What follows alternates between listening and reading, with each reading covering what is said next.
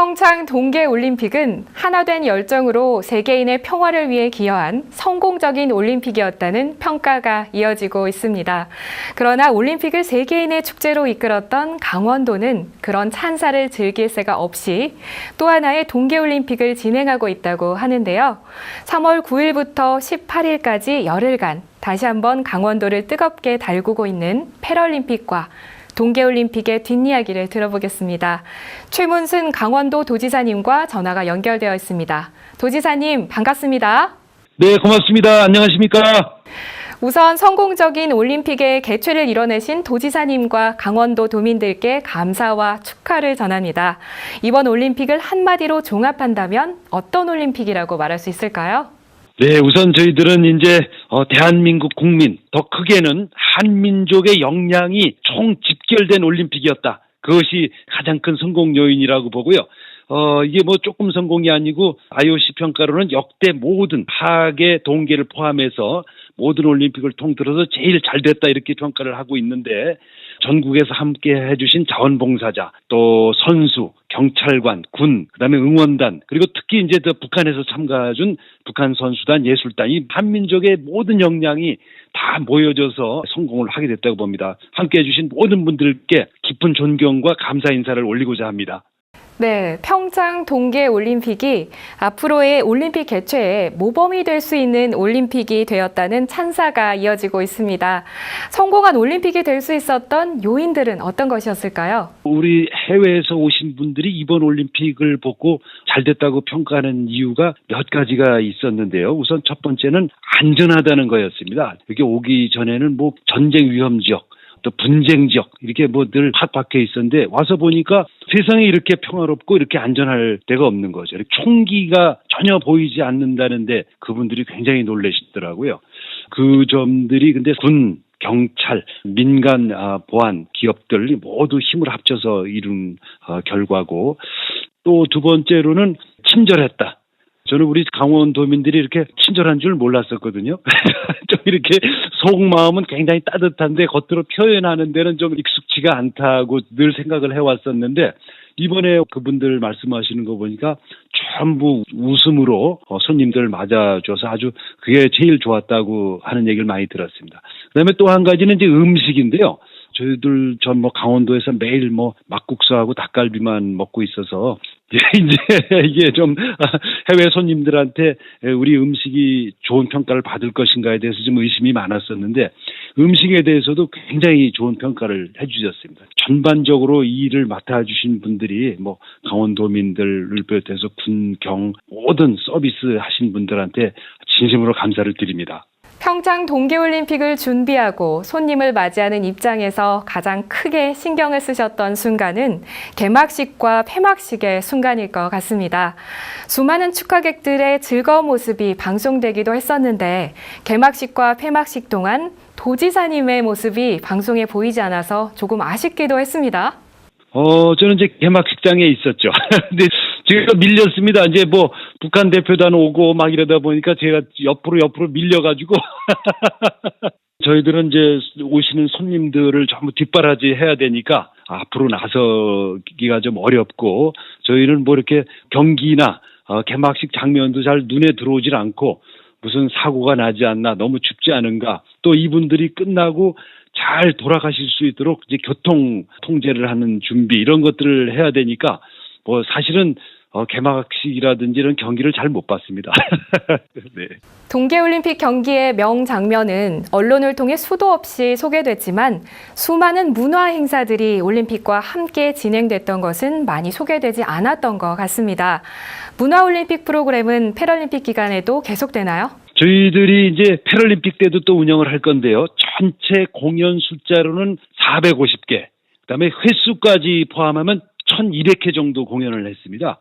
역대 올림픽 사상 최대 규모로 한 거고, 저희들이 단번에 준비한 게 아니라 한 3년 전부터 꾸준히 준비해온 공연 프로그램들이어서 아주 품질도 굉장히 높았습니다. 이번 올림픽이 문화올림픽이라고 불리는데 전혀 손색이 없을 정도로 좋은 작품들을 준비했고요. 이번 올림픽을 계기로 해서 올림픽의 성격이 좀 바뀔 걸로 저희는 자신하고 있습니다. 이제 지금까지는 이제 스포츠 이벤트만 주로 이제 올림픽의 대상이 됐었는데 요즘에는 뭐 문화를 즐기는 분들의 성향이 한 가지만 가지고는 이렇게 만족도를 못 하셔서 복합 문화 이벤트로 각종 전시, 공연, 음악회 뭐 이런 것들과 스포츠를 같이 즐기는 형식으로 이번에 준비가 됐었고요. 뭐 K-팝을 비롯해서 세계 음식 축제, 강릉 해변가의 조각 작품들 이런 것들이 뭐 어디 가시나 어디 강릉, 평창, 정선 어디를 가시더라도 문화예술 작품들이 다 있습니다. 그러니까 오시면 이렇게 혹시 지금 이제 표가 매진돼서 표를 구하지 못하신 분들이 많으십니다. 지금 뭐 처음에 생각보다 표가 굉장히 많이 팔렸습니다.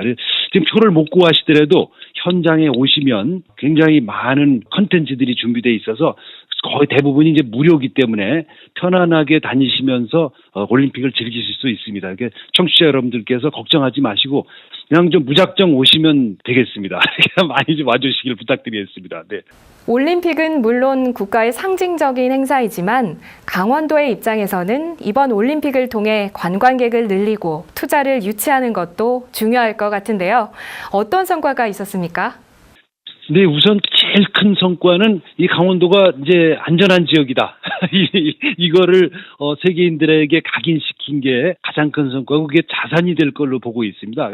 그동안 저희들이 이제 분쟁 지역으로 알려지면서 관광객이 잘 늘어나지 않고 오히려 줄어들기도 했었죠. 사드 같은 여파를 받아서 또 해외에서 투자 유치를 하는데도 굉장히 이제 코리아 리스크가 어려움이 많았습니다. 예를 들어 우리 레고랜드 같은 경우에도 투자 결정을 했다가 두 차례나 이사회에서 이제 부결이 됐는데 그게 바로 이제 코리아 리스크 전쟁 위험 때문에 그랬고요. 그다음에 알펜시아 같은 걸 매각하는데도 사실은 이제 가장 어려운 점이 바로 이 코리아 리스크였었는데 이번에 이런 점들이 많이 해소되면서 투자에 대한 문의 같은 게 좀 많이 들어오고 좀 새롭게 시작될 점들이 좀 많이 있는 것 같아서 앞으로 이게 이제 경제 발전으로 이어지도록 노력을 해야 될 것 같습니다. 특히 이제 바로 효과가 나타나고 있는 게 관광객 숫자가 되겠습니다. 작년까지 대개 강원도를 찾는 해외 관광객 숫자가 한 230만 정도 되는데 올해는 그 2배가 넘게 500만 이상을 넘어설 수 있을 것 같고요. 이 효과는 뭐 우리 강원도에만 있는 게 아니라 서울, 경기도 전국으로 퍼져나가기 때문에 우리나라 전체에도 큰 좋은 성과가 있을 거로 생각하고 있습니다. 강원도에서는 동계올림픽이 계속되고 있습니다. 지금 진행되고 있는 패럴림픽을 성공적으로 운영하는 것도 중요한데요. 우선 패럴림픽을 잘 모르는 국민들에게 패럴림픽은 어떤 올림픽인지 소개해 주세요. 이제 패럴림픽이 말이 좀 어렵죠. 근데 이제 이렇게 좀 풀어서 말씀드리면 장애인 올림픽. 이렇게 말씀드릴 수가 있겠습니다. 9일부터 시작하는데요. 9일부터 이번에는 시간이 좀 짧아서 딱 열흘간 하게 되겠습니다. 9일부터 18일까지 하게 되는데 스키, 컬링 이렇게 우리 올림픽 때 보셨던 종목들이 이제 대부분 포함되어 있고요. 근데 이게 대개 우리나라에서는 장애인 경기 그러면 이게 구경거리로서는 이렇게 좀 부족한 거 아니냐 이런 인식들이 굉장히 많으십니다.